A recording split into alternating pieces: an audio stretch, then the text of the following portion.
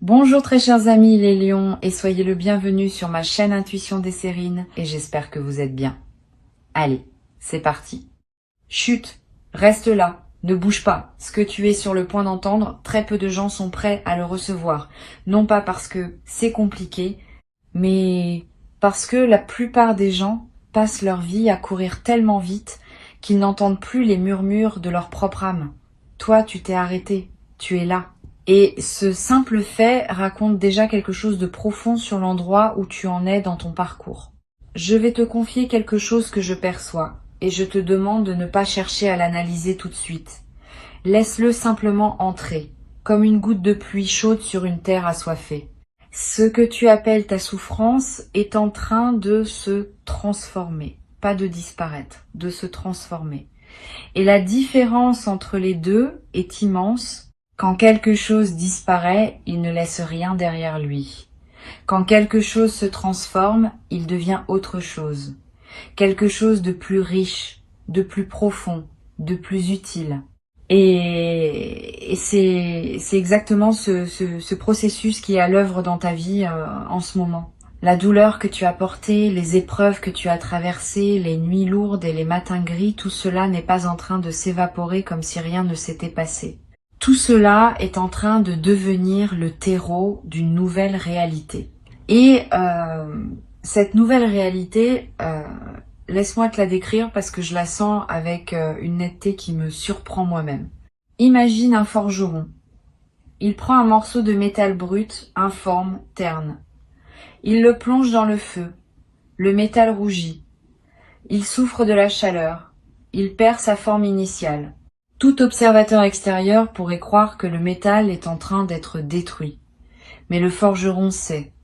Il sait que ce passage par le feu est le seul chemin vers la lame, vers la beauté, vers la fonction, vers la puissance. Sans le feu, le métal reste un bloc inutile. Avec le feu, il devient une épée, un outil, une œuvre d'art. Tu es ce métal.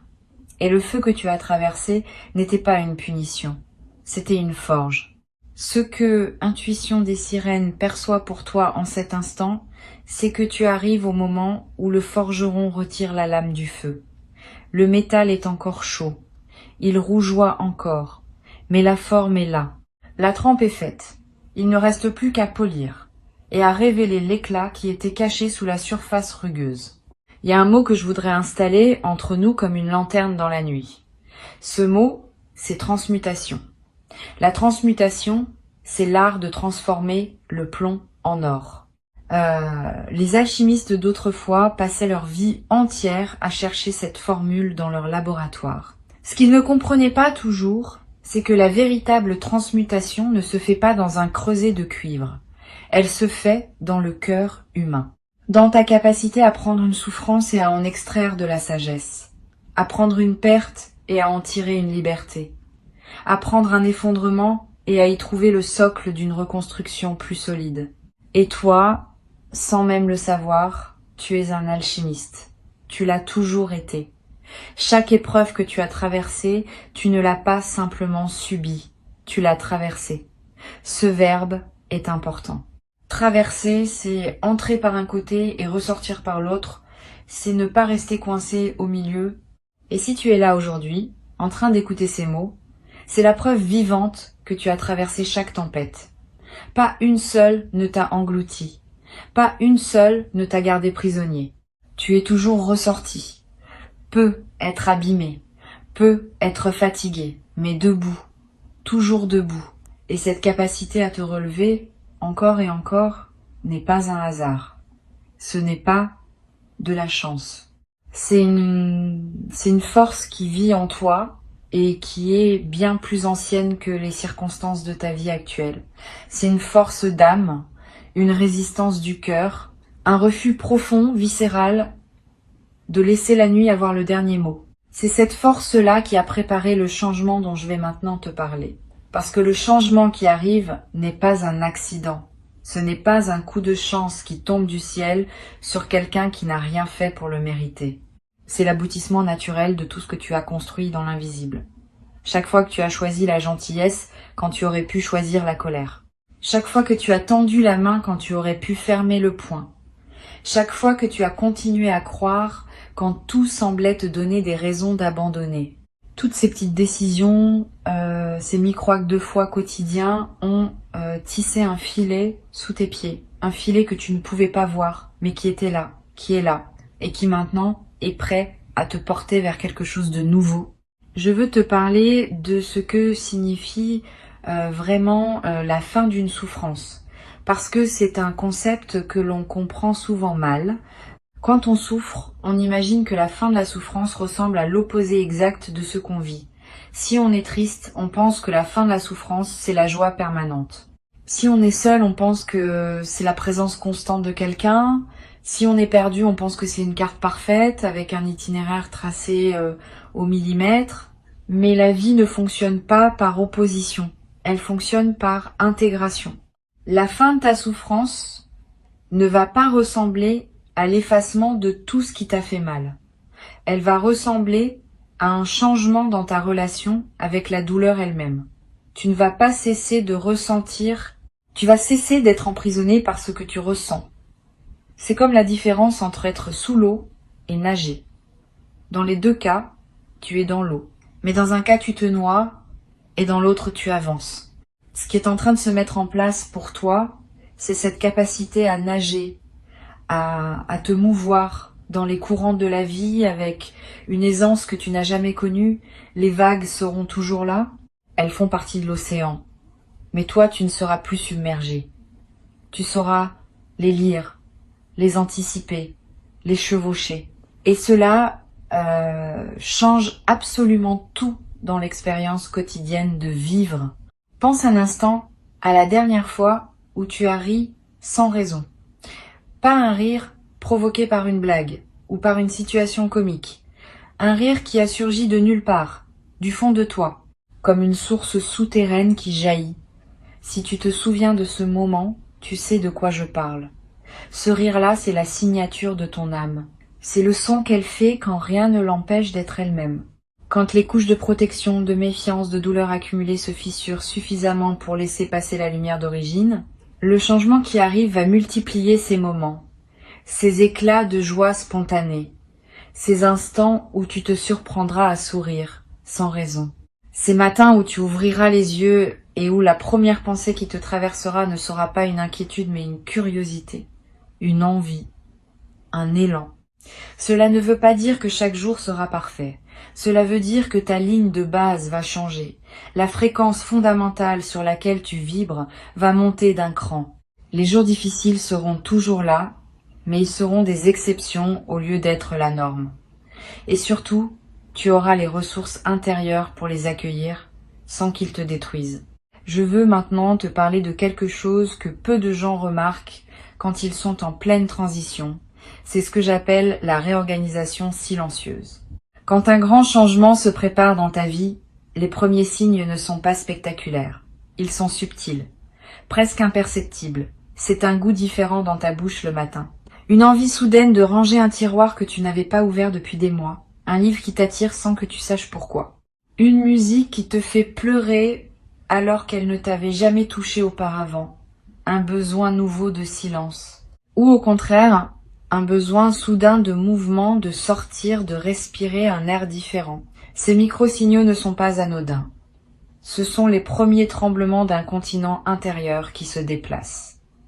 La tectonique de ton âme est en mouvement. Et comme les plaques tectoniques de la Terre, ces mouvements sont lents, profonds et irréversibles. Quand un continent bouge, il ne revient pas en arrière. Quand ton âme se déplace vers une nouvelle position, elle ne recule pas. Observe ces signes avec tendresse. Ne les juge pas. Ne cherche pas à les expliquer. Contente-toi de les accueillir comme les messagers d'un printemps que tes yeux ne peuvent pas encore voir, mais que ton corps et ton intuition ont déjà détecté. Tu sais, il y a une intelligence dans le corps humain qui dépasse de loin tout ce que le cerveau peut concevoir. Ton corps sait des choses que ta tête ignore. Il réagit à des fréquences que ton mental ne peut pas capter. Et en ce moment, ton corps te parle. Il te dit, à sa manière, que quelque chose de beau se prépare. Peut être que tu le sens dans tes épaules qui se détendent légèrement, peut être dans ta respiration qui devient un peu plus profonde sans effort. Peut être dans un appétit qui change ou dans un sommeil qui se modifie. Ton corps se prépare à accueillir une version de toi que tu n'as pas encore rencontrée. Fais-lui confiance. Il est ton allié le plus fidèle dans cette transformation. Il y a un aspect de ce changement que je veux aborder avec toi et c'est peut être le plus délicat. C'est la question du mérite. Quelque part en toi, il peut être une voix qui murmure que tu ne mérites pas que les choses s'améliorent, que tu as fait trop d'erreurs, que tu as blessé des gens, que tu as pris des mauvaises décisions, que tu as gaspillé du temps, de l'énergie, des opportunités. Et cette voix, elle peut être même des arguments convaincants, des souvenirs précis, des preuves accablantes. Mais cette voix confond deux choses. Elle confond la responsabilité et la condamnation. Être responsable de ses erreurs, c'est sain, c'est mature, c'est nécessaire. Mais se condamner soi-même à une souffrance perpétuelle à cause de ses erreurs, ce n'est ni sain, ni juste, ni utile. La vie n'est pas un tribunal. Elle n'émet pas de sentence définitive. Elle offre des cycles, des renouvellements, des secondes chances, des troisièmes chances, des centièmes chances. Parce que la vie comprend quelque chose que le mental humain a du mal à saisir. Chaque erreur est un apprentissage et chaque apprentissage rapproche de la lumière. Tu mérites ce qui vient, non pas parce que tu es parfait, mais précisément parce que tu ne l'es pas. Parce que malgré tes imperfections, malgré tes chutes, malgré tes zones d'ombre, tu as continué à avancer. Tu n'as pas renoncé à toi-même. Et ce simple fait, ce refus discret de baisser les bras, est la chose la plus noble et la plus courageuse qu'un être humain puisse faire. L'énergie que capte Intuition des sirènes pour toi porte en elle cette nuance essentielle. C'est pas un changement qui va te demander de devenir quelqu'un d'autre. C'est un changement qui va te permettre d'être enfin toi-même, pleinement, sans honte et sans masque. Tout ce que tu as refoulé, tout ce que tu as caché, tout ce que tu n'as pas osé montrer au monde par peur du jugement, c'est exactement cela qui constitue ton trésor. Les parties de toi que tu considères comme des faiblesses sont en réalité tes forces les plus rares. Ta sensibilité que le monde t'a peu être appris à cacher est une antenne qui capte des réalités invisibles aux autres.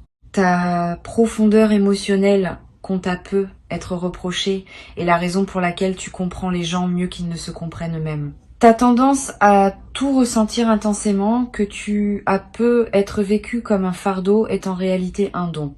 Et ce don est sur le point de trouver sa place dans le monde, sa vraie place. Pas celle que les autres ont définie pour toi, pas celle que la société attend de toi. Ta place à toi. Celle qui a la forme exacte de ton âme. Je perçois quelque chose de très spécifique. Quand je me connecte à ton énergie, c'est comme si tu avais passé des années à essayer de t'adapter à un monde qui n'était pas calibré pour toi. Comme si tu avais essayé de jouer une partition écrite pour un autre instrument, tu as fait de ton mieux. Tu as essayé d'en tirer une mélodie acceptable. Mais au fond de toi, tu sentais que le son n'était pas juste, que quelque chose manquait, que tu n'étais pas à ta place.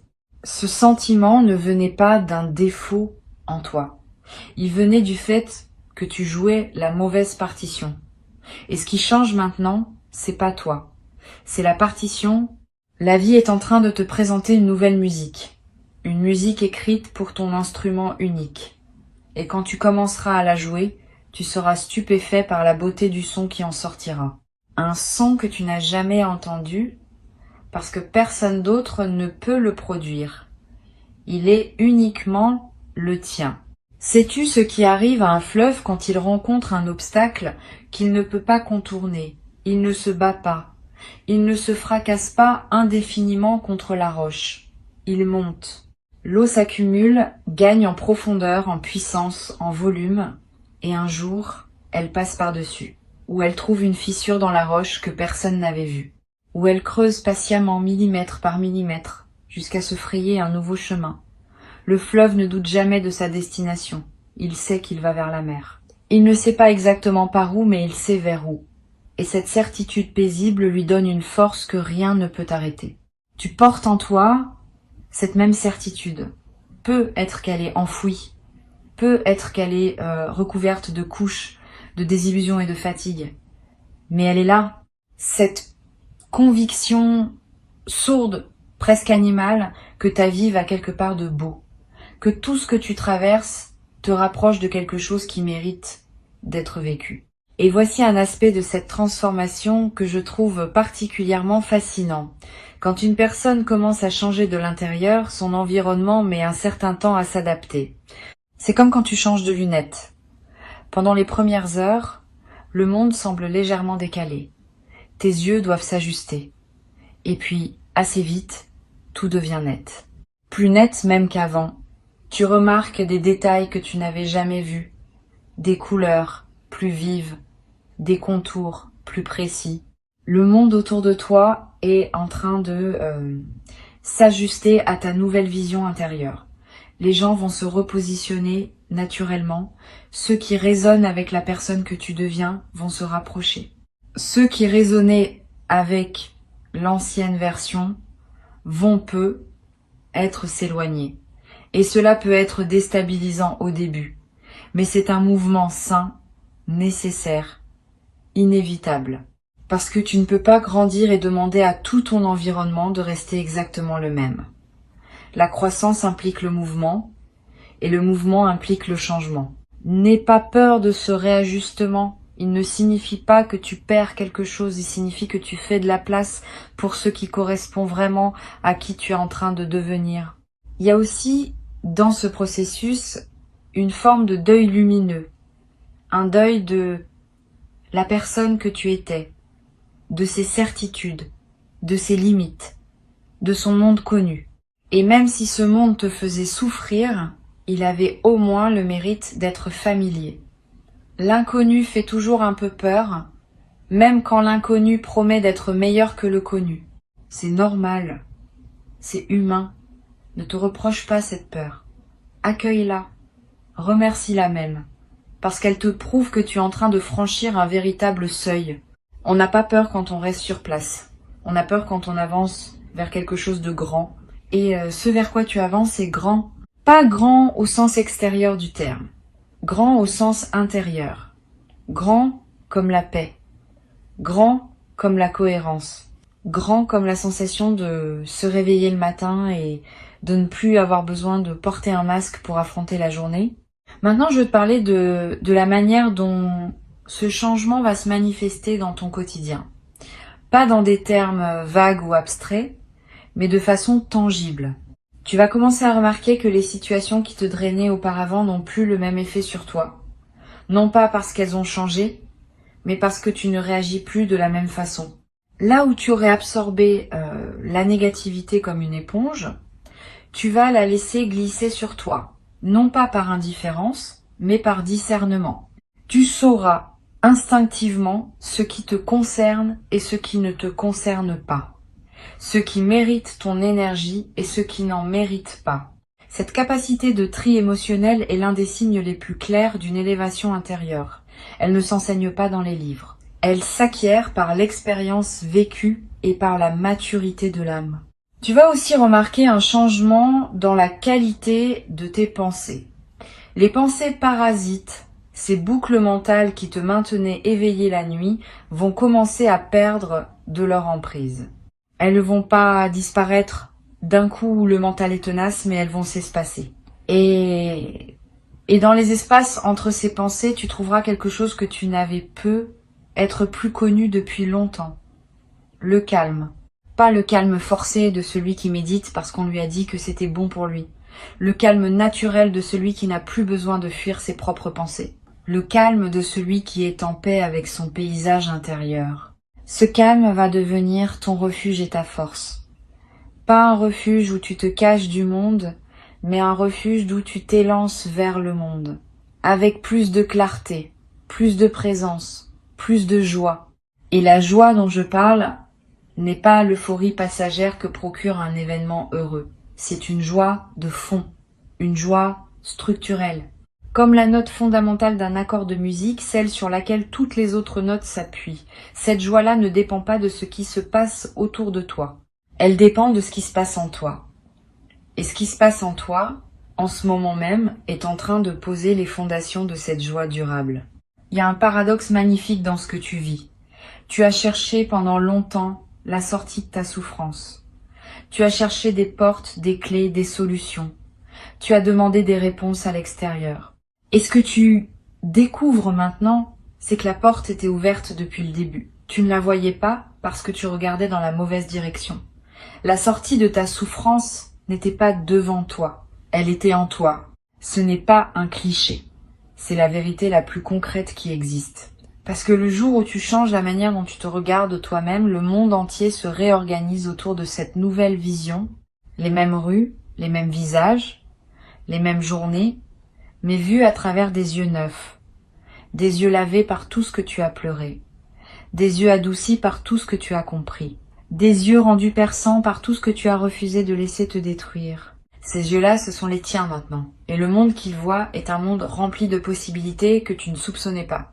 Je sens que tu es en train d'arriver à un endroit de ton parcours où les pièces du puzzle commencent enfin à s'assembler. Pas tout en même temps, mais suffisamment pour que tu aperçoives le dessin. Pour que tu comprennes que ce qui te semblait chaotique avait en réalité un ordre caché. Un ordre bienveillant, un ordre qui travaillait pour toi-même quand tu pensais que tout travaillait contre toi. Il y a un mot japonais, kintsugi, qui désigne l'art de réparer la poterie brisée avec de la poudre d'or. Au lieu de cacher les fissures, on les met en lumière, on les rend précieuses. Et l'objet réparé est considéré comme plus beau que l'objet intact parce qu'il porte son histoire dans ses veines dorées. Tu es cet objet. Tes fissures ne sont pas des défauts, ce sont des lignes d'or. Et le changement qui arrive dans ta vie est précisément ce processus de dorure. Tes blessures deviennent des ornements. Tes cicatrices deviennent des preuves de ta force. Ce que tu pensais être les traces de ta destruction devient la cartographie de ta renaissance. C'est peu être la chose la plus belle que je puisse te dire aujourd'hui. Tu n'as pas été brisé pour rien. Tu as été brisé pour être reconstruit en plus beau. Et cette reconstruction n'est pas un espoir lointain. Elle est en cours. Elle se fait en toi, maintenant, à chaque instant, à chaque respiration. Et sais-tu ce que font les arbres qui ont survécu à un incendie de forêt? Leur tronc porte les marques noires de la brûlure, leur écorce est craquelée, sombre, abîmée. Mais si tu observes attentivement, tu verras que ces arbres-là sont souvent les premiers à reverdir. Leurs racines protégées sous terre pendant que le feu faisait rage en surface, ont continué à puiser l'eau et les nutriments dont l'arbre avait besoin. Et quand le feu s'éteint, ses racines envoient une sève nouvelle, plus vigoureuse encore qu'avant, parce que le sol autour d'elle a été enrichi par les cendres. Le feu qui semblait destructeur a en réalité fertilisé la terre. Tes racines à toi sont intactes. Elles l'ont toujours été. Quoi que tu aies traversé en surface, quelle que soit l'intensité du feu qui a balayé ta vie, la partie la plus profonde de toi n'a jamais été atteinte. Et c'est de cette profondeur que monte maintenant la sève du renouveau. Tu le sens, cette énergie montante. Cette envie timide mais persistante de croire que les choses peuvent être différentes. Ce n'est pas de la naïveté, c'est de la sève. C'est la vie elle-même qui refuse de s'arrêter, qui refuse de te laisser tomber. Il y a une forme de grâce dans tout cela qui dépasse l'entendement humain. La manière dont la vie orchestre les renaissances a quelque chose de mystérieux et de profondément rassurant. Elle ne te demande pas de comprendre le mécanisme. Elle te demande simplement de lui faire confiance, de la laisser opérer en toi, de ne pas interférer avec le processus par ta peur ou ton impatience, de te laisser reconstruire avec la patience du kintsugi, veine d'or après veine d'or. La souffrance que tu as connue avait un sens que tu ne pouvais pas percevoir tant que tu étais dedans. C'est comme essayer de lire un livre en ayant le nez collé contre la page. Tu ne vois que des lettres floues, sans lien entre elles. Mais dès que tu prends du recul, les mots apparaissent, les phrases se forment, et l'histoire se révèle. Tu prends ce recul maintenant. Et l'histoire de ta vie commence à se lire d'une manière qui te coupe le souffle, Non pas parce qu'elle est tragique, mais parce qu'elle est belle. Parce qu'elle a une cohérence que tu ne soupçonnais pas. Parce que chaque chapitre, même les plus douloureux, a contribué à te rendre capable de vivre ce qui vient. Et ce qui vient, je te le répète, est à la mesure de ce que tu as traversé. L'univers a cette forme de justice poétique. Il ne te donne pas le bonheur que tu n'aurais pas su reconnaître. Il te le donne quand tu as assez mûri pour le voir, pour le goûter, pour le savourer pleinement, pour ne pas le gaspiller. Tu es prêt, tu es mûr, tu es à la hauteur. Et si une part de toi doute encore, si un coin de ton esprit résiste et se demande si ces mots s'appliquent vraiment à toi, je t'invite à poser ta main sur ton cœur un instant, sans son battement. Ce battement n'a jamais cessé, même dans tes pires moments. Ce battement est la preuve la plus simple et la plus irréfutable que la vie croit en toi, que la vie continue de miser sur toi, que la vie, dans sa sagesse silencieuse, te considère comme quelqu'un qui vaut la peine de battre pour. Et si la vie croit en toi, pourquoi ne croirais-tu pas en elle quand elle te dit que le meilleur est en route? Ce que tu as porté pendant si longtemps, ce poids invisible que personne ne voyait, cette fatigue qui n'était pas physique mais existentielle, ce sentiment d'être décalé par rapport au monde, tout cela est en train de s'alléger. Non pas parce que quelqu'un est venu te l'enlever des épaules, mais parce que tu as développé la force de le déposer toi-même. Et il y a un monde de différence entre les deux. Quand quelqu'un te libère, tu dépends de cette personne. Quand tu te libères toi-même, tu dépends de ta propre puissance. Et cette puissance ne peut plus jamais t'être retirée. C'est peut être la transformation la plus fondamentale de toutes, celle qui passe de la dépendance à la souveraineté, du regard tourné vers l'extérieur au regard tourné vers l'intérieur, de l'attente à l'action. Non pas une action frénétique, bruyante, épuisante, une action douce, guidée, inspirée. L'action de quelqu'un qui ne court plus après la vie, mais qui marche avec elle à son rythme, en confiance.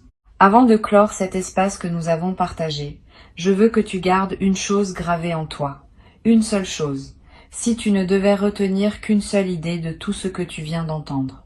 La voici. Ta souffrance n'a jamais été ta destination, elle n'a jamais été ton adresse permanente, elle a toujours été un passage, un tunnel, et les tunnels, par définition, ont une sortie. Tu approches de cette sortie. La lumière au bout n'est pas un mirage. Elle est réelle, elle est chaude. Et elle t'attend avec la patience infinie de ce qui t'a toujours appartenu. Tu sais ce que font les papillons quand ils sortent enfin de leur chrysalide. Ils ne s'envolent pas immédiatement. Ils restent un moment accrochés à la branche, les ailes encore humides, encore froissées. Ils laissent le soleil les sécher. Ils laissent le vent les déployer. Et ce n'est que après ce temps de patience, ce temps d'acclimatation au monde nouveau dans lequel ils sont nés, qu'ils prennent leur envol. Ce moment de pause n'est pas de la faiblesse. C'est de la sagesse instinctive. C'est le corps qui sait qu'il faut se préparer avant de voler. Tu es dans ce moment de pause. Tes ailes se déploient. Le soleil de ta nouvelle vie les sèche doucement. Et bientôt, très bientôt, tu sentiras sous toi le courant d'air ascendant qui te portera vers des hauteurs que tu n'aurais jamais cru possibles. Pas parce que tu as été choisi par une force extérieure, mais parce que tu t'es choisi toi-même. Parce que, au milieu de tout ce que tu as traversé, tu as fait le choix silencieux et radical de continuer à croire en toi, en la vie, en la possibilité que demain soit différent d'hier.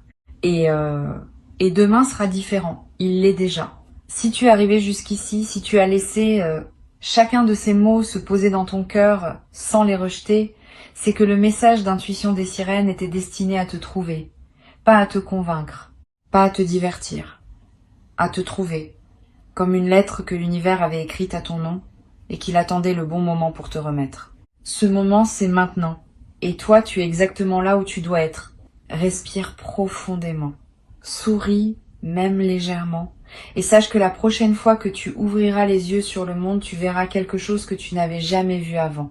Non pas parce que le monde aura changé, mais parce que toi, tu auras changé. Et c'est tout ce qu'il fallait.